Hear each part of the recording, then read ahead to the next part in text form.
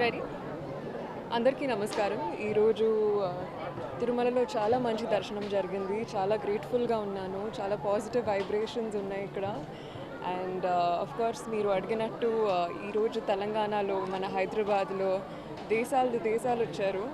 We have 109 countries. చాలా సంతోషము. And ఈ సెలబ్రేషన్లో ఈ యూనిటీతో ఒక మంచి మే మీ అందరికీ కోరుకుంటున్నాను, మనందరికీ కోరుకుంటున్నాను. Thank you.